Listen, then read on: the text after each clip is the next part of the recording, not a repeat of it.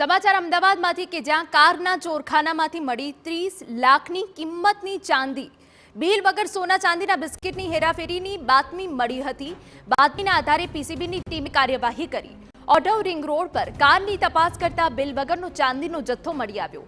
કુલ 30 લાખની કિંમતની 29.940 કિલો ચાંદી જપ્ત કરાઈ। પીસીબી દ્વારા બે લોકોની આ સમગ્ર બાબતે અટકાયત પણ કરાઈ છે। તો કારના ચોરખાનામાંથી 30 લાખની કિંમતની ચાંદી મળી આવી છે। બિલ વગર સોના ચાંદીના બિસ્કિટની હેરાફેરીની બાતમી મળી હતી અને બાતમીના આધારે પીસીબી દ્વારા સમગ્ર કાર્યવાહી કરાઈ છે।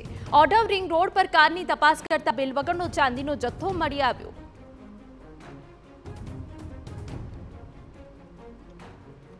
કુલ 30 લાખની કિંમતની 29.940 કિલો ચાંદી જપ્ત કરાઈ છે। બાતમી મળી હતી અને તે બાદ પીસીબી દ્વારા કાર્યવાહી કરાઈ છે।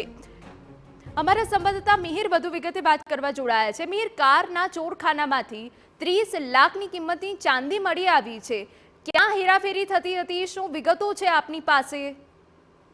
હિના, જે સોની વેપારી કે અથવા સોના ચાંદીના વ્યવસાય સાથે હોય તે બિલ વગર આ રીતના સોના ચાંદીની હેરાફેરી છે તે કરતા હોય છે અને તેવી જ બાતમી છે કે જે પીસીબીની ટીમને મળી હતી કે જે તેના આધારે ઓઢવ રિંગ રોડ પરથી જે ગાડીમાં બિલ વગરનો ચાંદીનો જથ્થો છે તે મળી આવ્યો છે અને પીસીબીની ટીમે જે કિયા સેલ્ટોસ ગાડી હતી કે તેની જે એક માહિતી મળી હતી અને તેના આધારે તપાસ કરતા ગાડીમાં એક ચોરખાનું બનાવવામાં આવ્યું હતું અને જેમાં 29 કિલો 940 ગ્રામ જે ચાંદી છે કે જે લગભગ 30 લાખની કિંમતનું ચાંદી છે તે જપ્ત કરવામાં આવ્યું છે।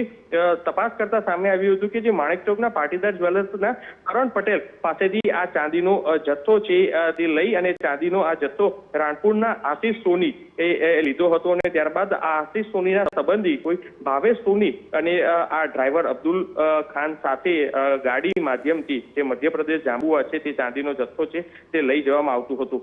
પીસીબીની ટીમે આ બંનેની અટકાયત કરી અને જે ગાડીમાં ચાંદી છુપાડવાનું આખું જે ચોરખાનું બનાવ્યું હતું તેના આધારે જે ગુનો છે તે જોવામાં આવ્યો। હાલ પીસીબીની ટીમે વધુ તપાસ શરૂ કરી છે કે અત્યાર સુધી કેટલી વખત આ રીતના હેરાફેરી કર્યું છે અને કારણ કે અન્ય રોકડ સાથે જ જે મોબાઈલ પણ કબજે કરવામાં આવ્યા છે અને તેને લઈને વધુ તપાસ હાથ ધરાઈ રહી છે। બિલકુલ આભાર મિહિર। તો કારના ચોરખાનામાંથી ચાંદી મળી આવી જેને જપ્ત કરવામાં આવી છે। વધુ તપાસ હાથ ધરાઈ છે।